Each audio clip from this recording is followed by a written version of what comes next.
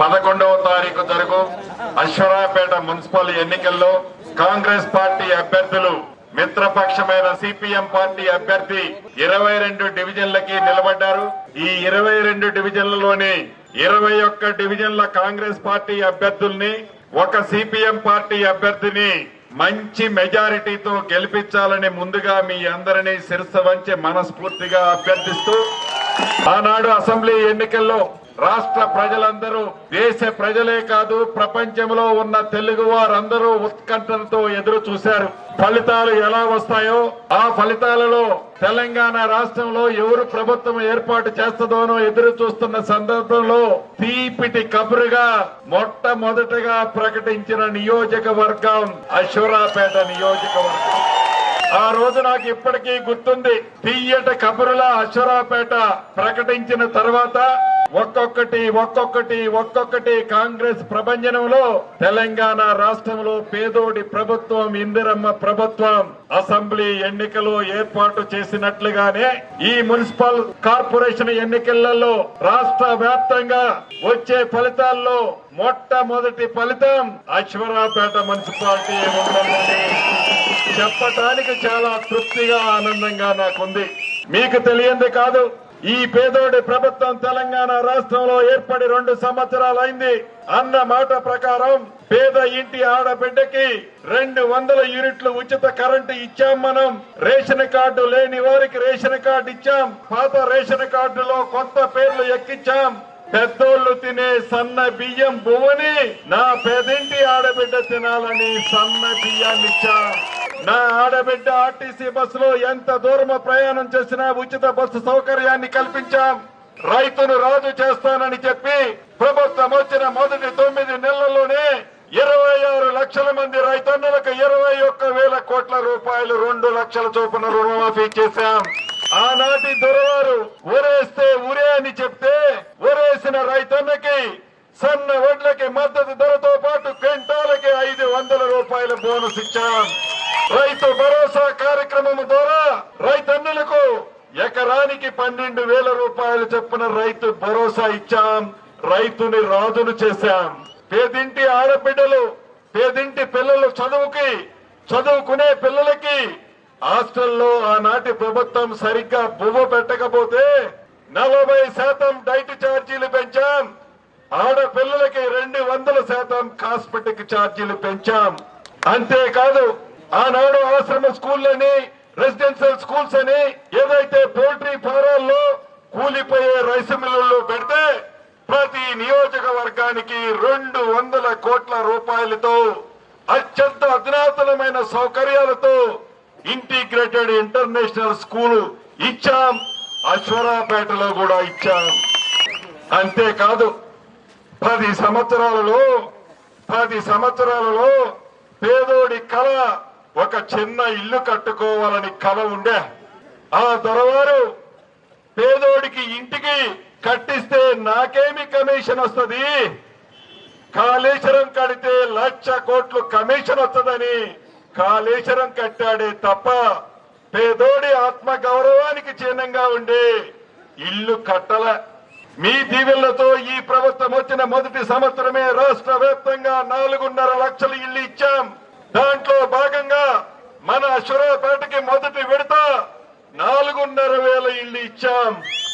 రేపు ఏప్రిల్లో మరొక విడత ఇస్తాం. ఇచ్చినది కాకుండా ఇంకా 3 సార్లు ఇస్తాం.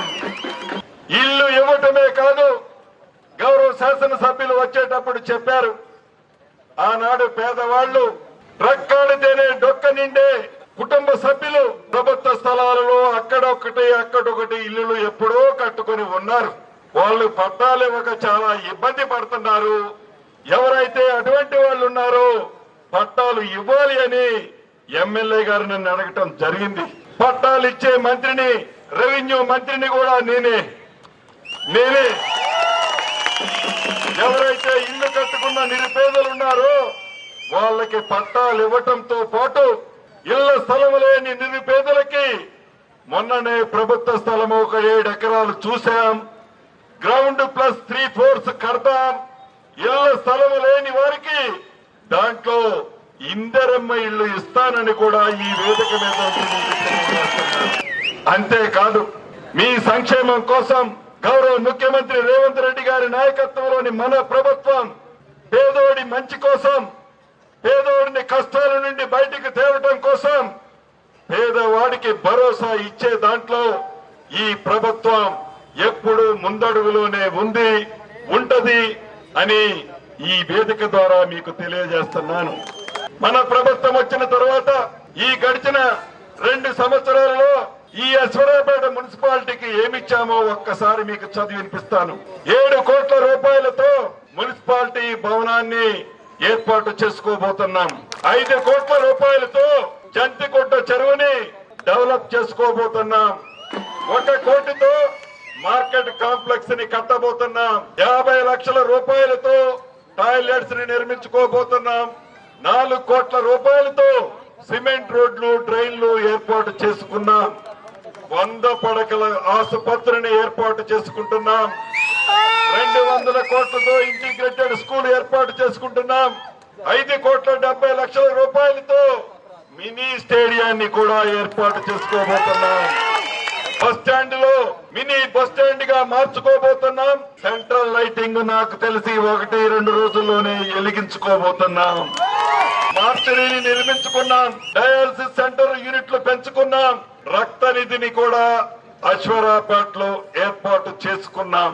ఇక చేయబోయేవి మున్సిపాలిటీ పరిధిలో ఇందాక చెప్పినట్లు ఇళ్లు ఉన్న వారికి క్రమబద్ధీకరణ చేసి వాళ్ళకి పట్టాలు ఇచ్చే మంత్రిని నేనే పట్టాలు ఇస్తాను.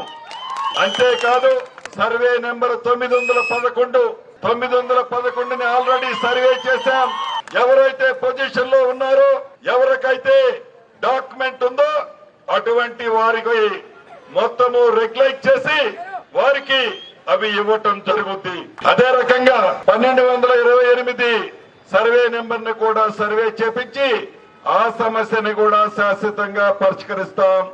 తాగునీటి సమస్యని శాశ్వతంగా పరిష్కరిస్తామని ఈ వేదిక ద్వారా మీకు తెలుపుతున్నాను. ఇంకా నిధులు ఏమన్నా కావాల్సి వచ్చినా మీ దీవెనలతో రాష్ట్ర మంత్రిగా ఉన్న ఈ నియోజకవర్గం అంటే నాకు అమితమైన ప్రేమ. నేను కష్టాల్లో ఉన్నప్పుడు ఈ నియోజకవర్గ ప్రజలు నాకు అండదండలుగా ధైర్యాన్ని నింపారు. అందుకే ఈ నియోజకవర్గం అంటే నాకు ప్రత్యేకమైన ప్రేమ. కాబట్టి రేపు 11వ తారీఖున జరగబోయే ఈ మున్సిపల్ ఎన్నికల్లో 21వ డివిజన్ లో సుత్తి కొడవలి నక్షత్రం గుర్తు, మిగిలిన 21 డివిజన్లలో హస్తం గుర్తు మీద మీ అందరి అమూల్యమైన ఓట్లు వేసి 22కు 22 అత్యధిక ఓట్లతో మీరు ఆశీర్వదించి దీవించి మళ్లీ విజయోత్సవంలో నేను పాల్గొంటానని ఈ వేదిక ద్వారా మీ అందరికీ తెలుపుతూ మీ అందరి దగ్గర సెలవు తీసుకుంటున్నాను. జై కాంగ్రెస్, జై కాంగ్రెస్.